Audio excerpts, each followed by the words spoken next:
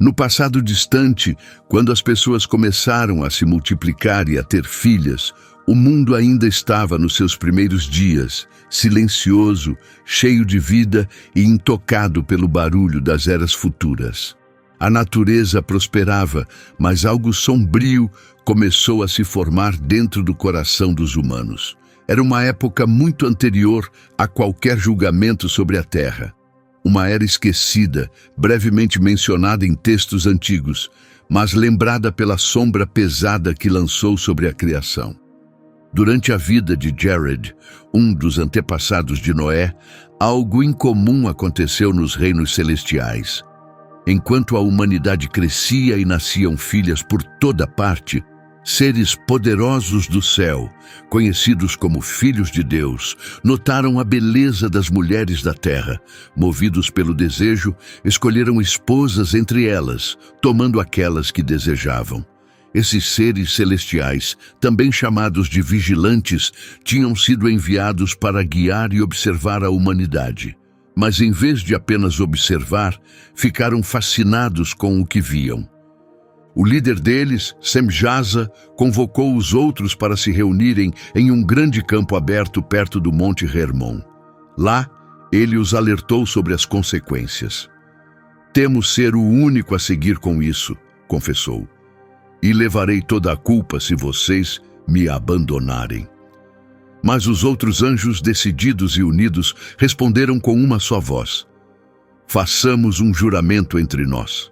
Façamos uma promessa solene de que todos agiremos juntos e nenhum de nós voltará atrás." E assim, eles desceram à terra. O chão tremeu quando seus pés tocaram o solo. Sua aparência era radiante e sobrenatural, diferente de tudo o que as pessoas já tinham visto.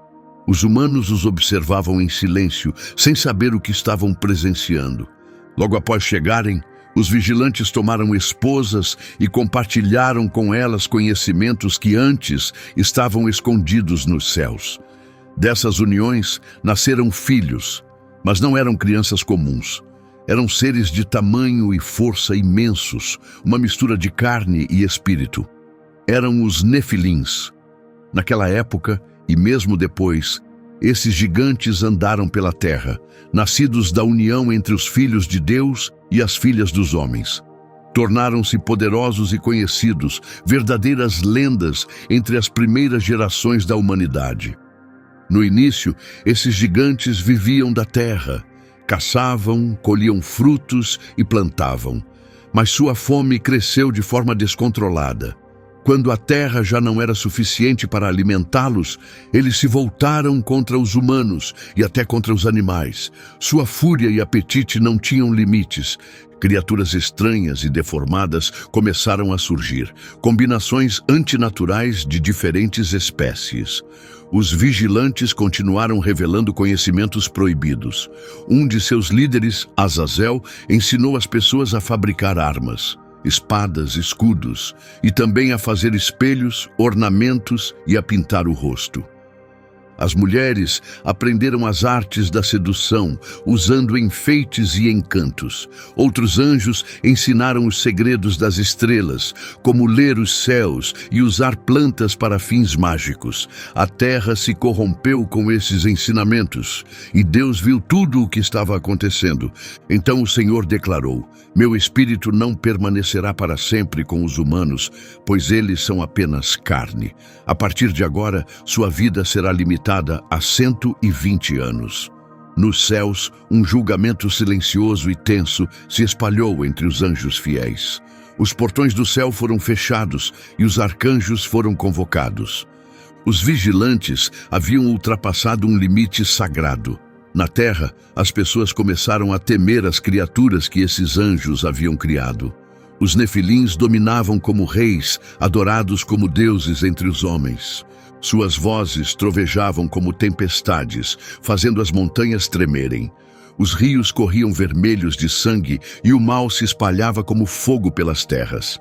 Até a natureza começou a mostrar sinais de sofrimento. O céu escurecia sem aviso. Os pássaros voavam em padrões caóticos, perdendo sua direção. A terra liberava um cheiro amargo e pútrido, como se gemesse sob o peso do pecado.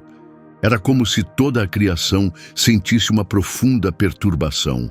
Algo invisível, mas mortal, uma doença espiritual que atingia a alma do mundo. Foi então que Deus escolheu falar com um homem diferente dos demais. Ele era fiel, andava em harmonia com o Criador e não se curvara diante dos gigantes, nem se juntara aos anjos que haviam caído. Esse homem era Enoque. Enquanto as cidades eram dominadas pelos nefilins, Enoque surgiu sem aviso, calmo e sereno. Declarou com voz firme: vocês, que um dia foram seres santos do alto, abandonaram seu lugar nos céus e trouxeram destruição à terra. O Todo-Poderoso julgará suas ações. As montanhas não esconderão seus crimes, e nem as profundezas da terra os protegerão. Ele avisou que chegaria o tempo em que uma grande inundação cobriria tudo. As palavras de Enoque ecoaram pelos montes e vales, mas poucos o levaram a sério. Muitos riram ou o ignoraram, mas os céus não estavam em silêncio. As forças do Todo-Poderoso estavam sendo reunidas e o julgamento se aproximava. A paciência de Deus estava quase no fim, e isso era apenas o começo. As planícies, antes verdes e férteis, agora estavam marcadas pelos passos pesados dos gigantes. Os campos estavam destruídos. A terra, que antes florescia com vinhedos e oliveiras, havia mudado. Cidades de pedras gigantes surgiram onde antes existiam jardins. Seus alicerces foram erguidos pelas mãos poderosas dos nefilins. Esses filhos dos anjos caídos governavam sem piedade. Seus olhos ardiam como brasas e suas vozes causavam medo em todos que os ouviam. Embora fossem fortes e impressionantes, seus corações estavam cheios de arrogância, crueldade e uma sede insaciável de poder. Eles tomavam tudo o que queriam: pessoas, animais, terras inteiras. Ninguém conseguia detê-los. Sua força era inigualável e o medo virou adoração. Comunidades inteiras começaram a vê-los como deuses. Altares foram construídos em seus nomes. Fogueiras foram acesas, ofertas foram queimadas e cânticos de louvor encheram o ar, homenageando nomes como Og, Arba, Anak e Gilgamesh. A memória do verdadeiro Criador começou a desaparecer da fala e do coração dos humanos. Os vigilantes, orgulhosos das criaturas que haviam gerado, deixaram que seus filhos ensinassem aos humanos novas leis e modos de viver. Os nefilins passaram a estabelecer suas próprias regras, que as tribos começaram a seguir. A guerra se espalhou como uma praga. Grupos mais fracos foram conquistados e escravizados. A violência virou uma forma de entretenimento. Competições brutais entre os gigantes se tornaram eventos públicos. Suas cidades foram decoradas com muros feitos de crânios humanos. Até os céus pareciam chorar ao ver o que havia acontecido com a terra. Os humanos, influenciados por essa nova ordem, começaram a imitar a crueldade de seus governantes. O mal aumentava por todos os lados. As mulheres, ensinadas pelo caído Tamil, aprenderam feitiços e encantamentos. Os homens usavam armas mortais, feitas de bronze e ferro escuro, forjadas pelas mãos de Azazel. Parecia que o mundo inteiro havia caído sob um estranho encantamento. E mesmo assim, os sinais de mudança eram impossíveis de ignorar. A luz do sol havia perdido sua força. As estações já não seguiam seu ritmo natural. Às vezes, os rios e lagos se tornavam vermelhos como sangue. Os animais adoeciam sem aviso. As árvores secavam antes do tempo. Criaturas estranhas e deformadas vagavam pelas florestas. Era como se a própria natureza estivesse em agonia. E Deus olhou para o mundo e viu que estava cheio de corrupção.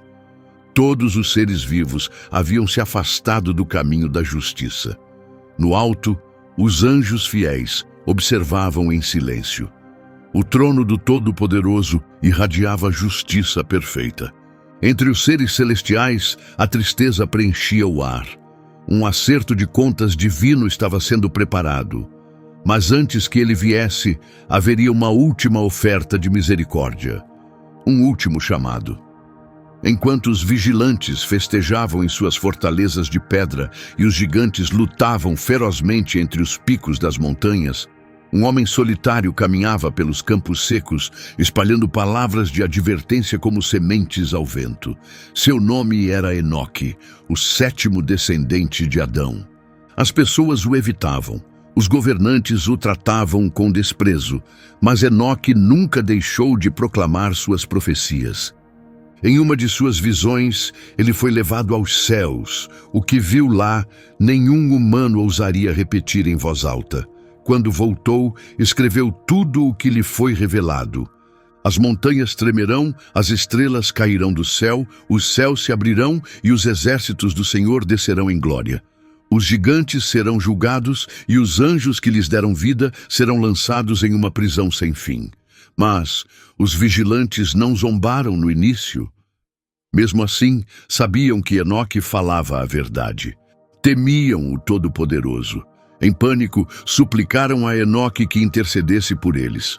Entregaram a ele pedidos por escrito, na esperança de que levasse suas desculpas diante do Criador. Com o coração pesado, Enoque aceitou as mensagens. Mais uma vez, foi levado aos céus. Mas naquela altura, a decisão já havia sido tomada. Quando retornou, seus olhos estavam molhados de tristeza e seu espírito carregado de dor. Ele encarou os anjos caídos e disse: "Vocês não terão paz. Seus filhos, os Nefilins, perecerão. Vocês verão tudo o que construíram cair em ruínas." Um silêncio assustador tomou conta dos anjos. Pela primeira vez, os vigilantes conheceram o verdadeiro temor. Na terra, os gigantes continuavam a construir torres cada vez mais altas, achando que poderiam alcançar o reino divino. Mas a sabedoria os havia abandonado. Seus corpos cresciam, mas seus corações se tornaram escuros e corrompidos. Voltaram-se uns contra os outros. Clãs de gigantes começaram a travar guerras entre si. Cada um desejava o domínio total sobre a terra.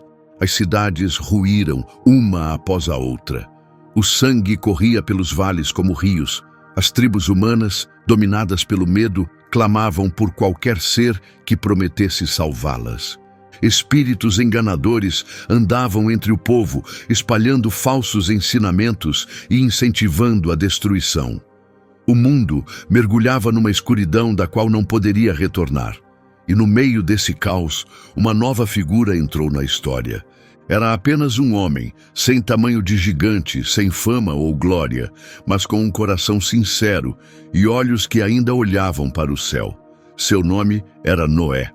Enquanto os Nefilins guerreavam e as cidades caíam sob o peso do pecado, Noé permanecia próximo de Deus. Vivia com integridade numa época em que poucos o faziam. Trabalhava a terra com as mãos, mas seu espírito permanecia ligado ao divino.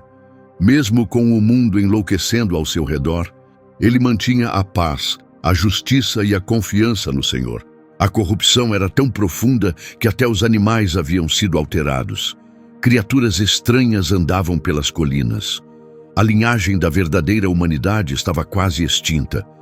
Mas em Noé, Deus viu a última centelha de lealdade e o chamou. Numa noite, enquanto Noé dormia sob uma antiga figueira, uma luz intensa apareceu, como fogo, mas que não queimava. A presença do Senhor o envolveu e uma voz falou: "O fim de todos os seres vivos chegou diante de mim, pois a terra está cheia de violência. Trarei destruição sobre tudo. Construa para si uma embarcação de madeira de gofer." O rosto de Noé empalideceu, mas ele não resistiu. Concordou em silêncio e começou a tarefa.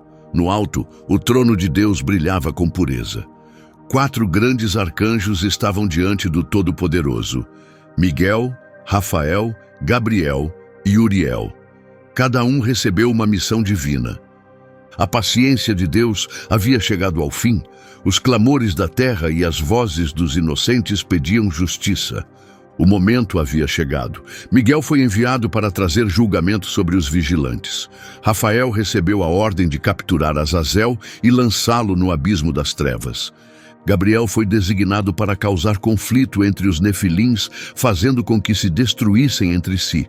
Uriel desceria para proclamar o último aviso à humanidade. Na terra, Enoque foi mais uma vez levado ao reino celestial. Lá, ele viu câmaras de fogo e rios de luz brilhante fluindo do trono.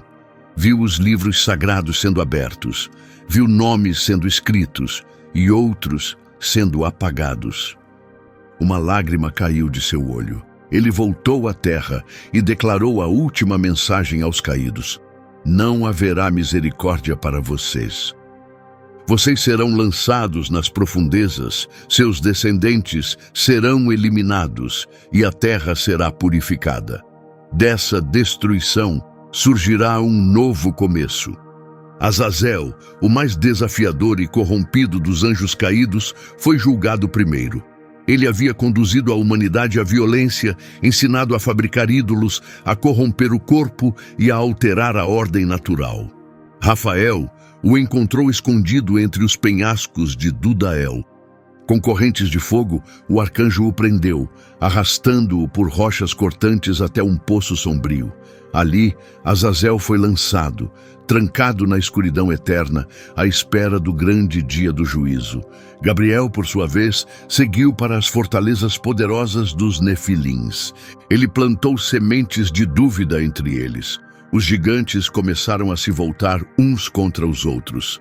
Grupos que antes lutavam lado a lado, agora estavam em conflito.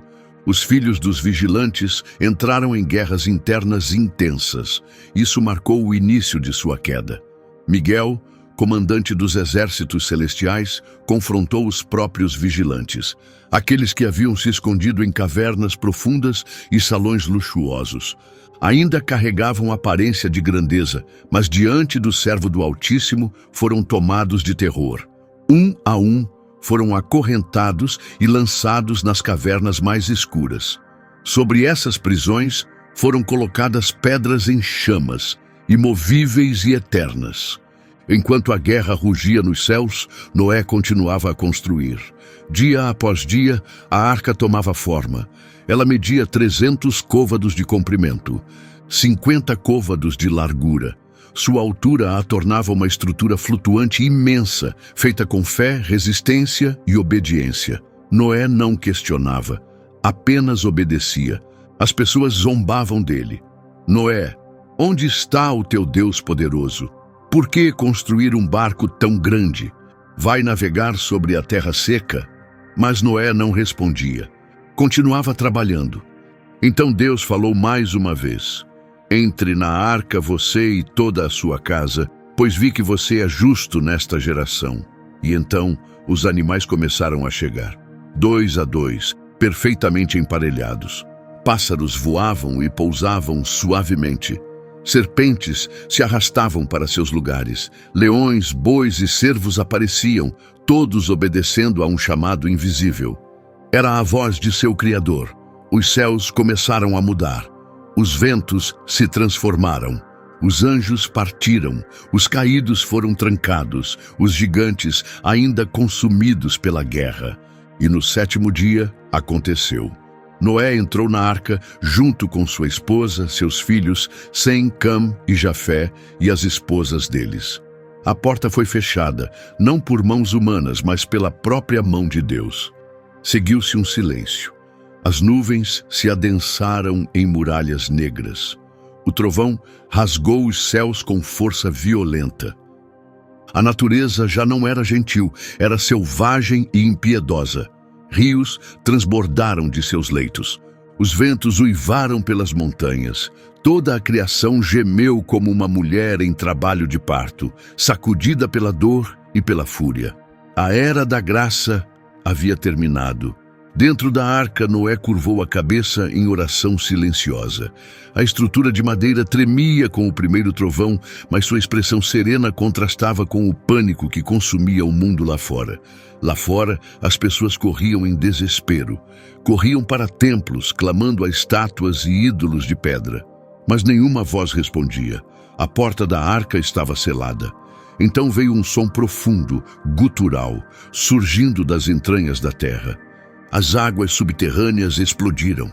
Naquele dia, os poços ocultos do abismo se romperam e os céus se rasgaram. De baixo, jatos de água subiram com fúria. Torrentes gigantescas destruíam cidades e campos. Ao mesmo tempo, os céus liberaram a tempestade. A chuva não caía, ela atacava. Não era apenas água, era julgamento em forma líquida. Os nefilins, cheios de orgulho, não perceberam o perigo no início. Alguns até riram. Outros ficaram furiosos, escalaram torres e montanhas altas, certos de que sua força e tamanho os salvariam. Mas o dilúvio não respeitava alturas. Subia mais a cada instante. Gilgamesh, um dos mais poderosos gigantes, gritou aos céus: "É esta a tua vingança, teu castigo por nosso amor?" Mas o céu permaneceu em silêncio. Apenas o trovão respondeu, como um chicote estalando. Og, o gigante das montanhas do leste, tentou nadar no meio do caos. Seus braços se moviam como grandes remos nas águas violentas. Mas mesmo com seu tamanho, não encontrou refúgio. Um redemoinho imenso o engoliu por completo. Seu grito ecoou pelas águas. Os humanos gritavam em terror. Os gigantes rugiam em desespero. No profundo subsolo, os vigilantes aprisionados ouviam os gritos e os estrondos vindos da superfície. As consequências de sua rebelião. Na escuridão, Azazel clamava. Seus olhos, outrora orgulhosos, agora viam apenas sombras. O silêncio de sua prisão era quebrado pelos lamentos tristes dos anjos que ousaram desafiar o Altíssimo.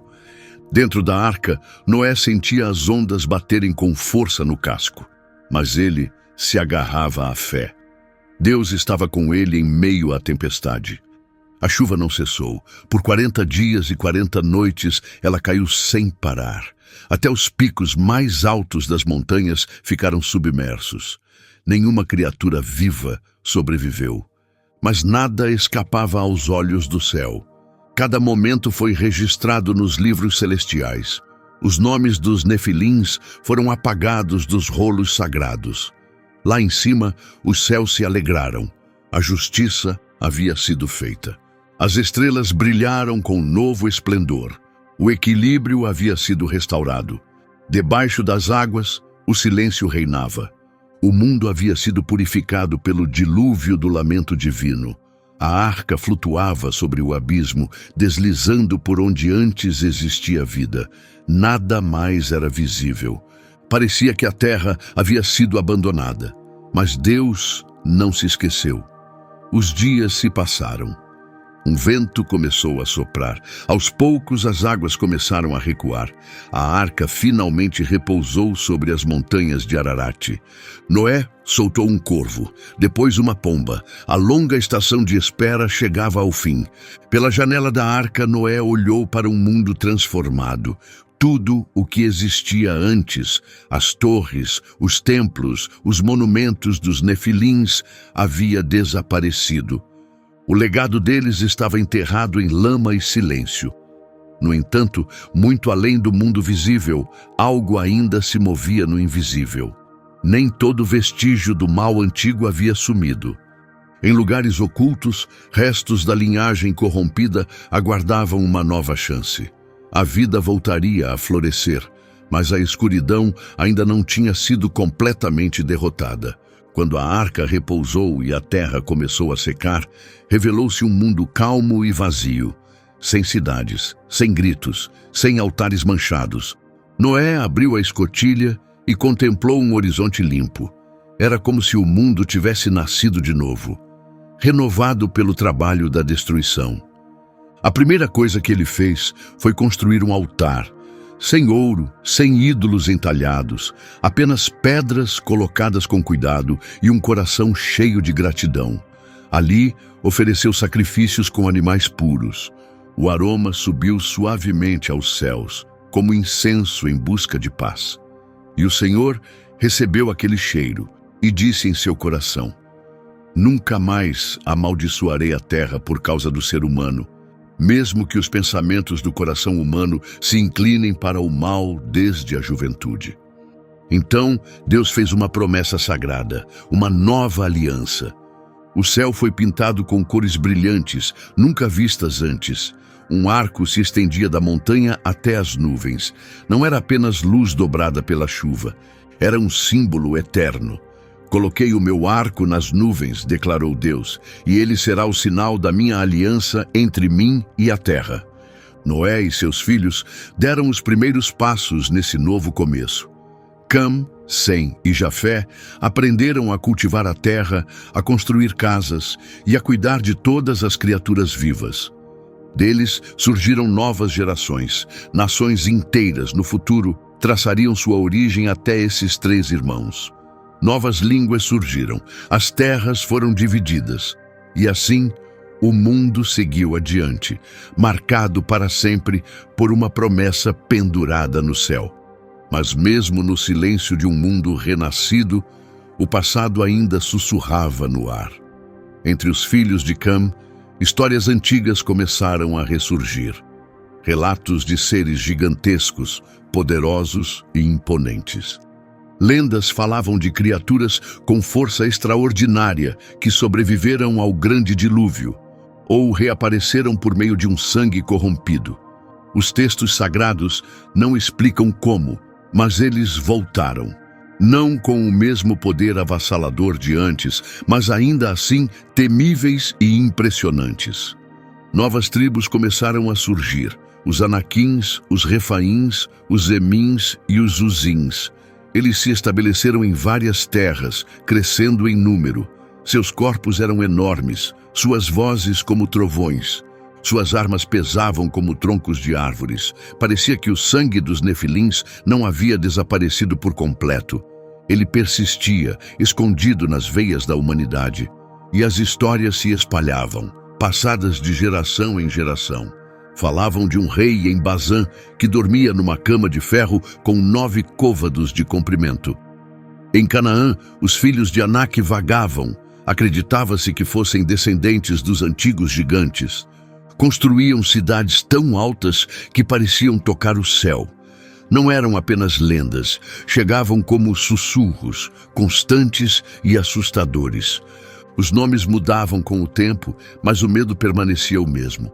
A rebelião que um dia trouxe destruição começava a ecoar de novo, desta vez assombrando os descendentes daqueles que haviam sido poupados. Mas Deus havia escolhido um povo para si, um povo que viria de Abrão, um descendente de Sem. Dele surgiria uma nação, um povo que caminharia pela terra prometida e que, um dia, enfrentaria novamente os gigantes das antigas histórias. Mas esse tempo ainda não havia chegado. Os filhos de Noé se espalharam pela terra. Os descendentes de Cam moveram-se para o sul, fundando terras como o Egito e Canaã. E entre eles surgiu Nimrod. A linhagem de Jafé se espalhou pelas regiões do norte. E de Sem veio a linhagem da promessa, aquela que, ao longo dos séculos, conduziria até aquele chamado de Messias. Ainda assim, os gigantes não ficariam enterrados apenas nas lendas. Eles voltariam a surgir. Certa noite, Noé estava de pé sob as estrelas, seu rosto envelhecido, transmitindo paz e sabedoria. Ao seu lado, Sem se aproximou com uma taça de vinho. Noé, com os olhos fixos no céu noturno, falou em voz baixa. Eles voltaram. Sem olhou confuso. Quem, pai? Os poderosos, respondeu Noé, menores agora, mas com o mesmo espírito. A terra ainda sente o peso deles. Então ele levantou a mão em direção ao céu. Mas olhe ali. O arco ainda está lá. Enquanto ele brilhar, a esperança continuará viva, mesmo quando a escuridão tentar voltar. E com isso, entrou calmamente em sua tenda. Os dias de Noé na terra estavam chegando ao fim, mas sua história viveria para sempre. A memória do grande dilúvio viajaria por terras e gerações. Nações distantes um dia contariam a mesma história, desde os picos dos Andes até as cordilheiras do Himalaia, desde os rolos hebraicos até os mitos babilônicos. Cada cultura guardava sua própria versão de um grande dilúvio e de seres gigantes que caminharam pela terra antes que as águas viessem. Noé faleceu com 950 anos de idade. Foi sepultado entre as montanhas, longe dos lugares onde guerras futuras seriam travadas. Seus filhos levaram adiante a história, e os gigantes, embora enfraquecidos, ainda vagavam pela terra. Já não eram carne e osso, mas sombras, ecos distantes da antiga rebelião dos vigilantes. Ainda assim, chegaria o tempo em que homens se levantariam com coragem. Não com a força colossal dos nefilins, mas com a fé inabalável dos profetas. Entre eles, um dia, um jovem pastor se levantaria com firmeza. O tempo passava como o suspiro de um gigante adormecido. Novas nações surgiram das cinzas deixadas pelo dilúvio. Os descendentes de Noé se espalharam por terras e vales, multiplicando-se, junto com suas memórias e seus medos. Em Canaã, sussurros percorriam de tribo em tribo, histórias de guerreiros gigantes, de cidades muradas que tocavam o céu, de fortalezas onde o céu parecia repousar sobre torres de pedra. Nessas cidades habitavam nomes que carregavam legados sombrios, filhos de gigantes esquecidos, descendentes de antigas sombras. Foi nesse mundo que o povo de Israel entrou, guiado pela poderosa mão de Deus. Libertos da escravidão por Moisés, eles vagaram pelo deserto com os olhos voltados para a terra prometida a seus pais. Mas, antes de conquistá-la, teriam que enfrentar o que restava dos gigantes. O legado dos nefilins ainda esperava. Quando Moisés enviou 12 homens para espionar a terra de Canaã, 10 voltaram tomados pelo medo. A terra é de fato rica, disseram, mas o povo lá é enorme. Vimos os filhos de Anak, descendentes dos antigos gigantes. Diante deles, nos sentimos como gafanhotos. O povo foi dominado pelo temor, clamaram em desespero e desejaram voltar ao Egito. Mas 2 homens, Josué e Calebe, se levantaram contra a onda de medo. Não tenham medo do povo desta terra, declararam. Eles serão tão fáceis de vencer quanto o pão é de comer. O Senhor está conosco, não tenham medo. Suas palavras ousadas ecoaram como trovão pelo acampamento. A geração medrosa pereceu no deserto, mas os filhos daqueles que creram testemunhariam a queda dos gigantes. E assim aconteceu. Sob a liderança de Josué, Israel atravessou o rio Jordão, e as batalhas começaram. Cidades como Hebrom, Debir e Anabe, fortalezas dos Anaquins, caíram diante das espadas daqueles que andavam pela fé. Os gigantes foram derrotados um a um, mas ainda restava um, o mais temido de todos. No território de Bazã governava Og, o último dos Refaíns. Sua cama era feita de ferro e seu corpo gigantesco. Seu nome fazia reis tremerem, exceto Josué. Não tenha medo dele, disse Deus, pois já o entreguei em suas mãos. E assim, Og foi derrotado, a região de Bazã foi conquistada, os altares pagãos foram destruídos. O legado sombrio do passado foi quebrado pela luz da fé e da obediência. Mas esse ainda não era o capítulo final. Entre os filisteus surgiria um novo nome, um que ecoaria através dos séculos. Golias, um guerreiro imenso, com quase 3 metros de altura. Sua armadura brilhava como fogo e a arrogância queimava em seu olhar. Por 40 dias, ele zombou dos exércitos de Israel no vale de Elá. Mandem um homem para me enfrentar. Se ele me vencer, serviremos a vocês. Mas se eu vencer, vocês servirão a nós. Israel ficou paralisado. Nem mesmo o rei Saul respondeu ao desafio. Mas das colinas, cuidando de ovelhas, veio um jovem com um cajado de pastor e 5 pedras lisas guardadas em sua bolsa. Seu nome era Davi, insignificante aos olhos dos soldados, mas grandioso aos olhos de Deus. O campo de batalha mergulhou no silêncio. De um lado, Golias, o orgulho dos filisteus, coberto de bronze e cheio de desprezo.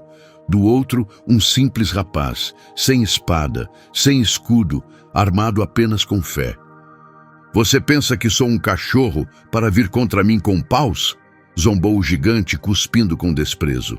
Mas Davi não recuou. Ele não se importava com armas ou tamanho.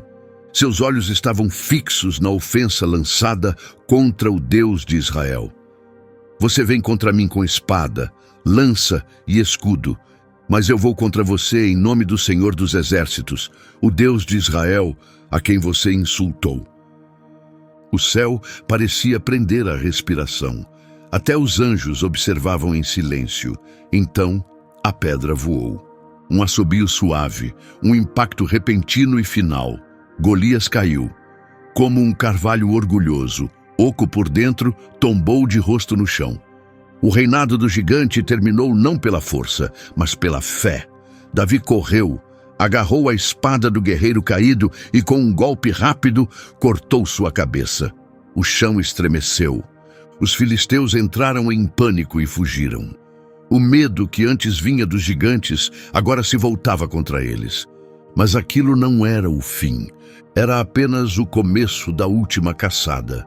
Davi se tornaria rei, um pastor coroado com coragem, e sob seu governo os últimos gigantes seriam caçados um a um. O primeiro a cair foi Isbi-Benob, que tentou matar Davi em batalha. Empunhava uma lança que pesava 300 ciclos de bronze. Mas Abisai, filho de Zeruia, o derrotou. Depois veio Seife, outro guerreiro descendente dos Refaíns. Ele foi morto por Sibecai, o Husatita, em outra batalha. Em seguida, veio Lami, irmão de Golias, de Gate, que carregava uma lança com haste grossa como a viga de um tecelão.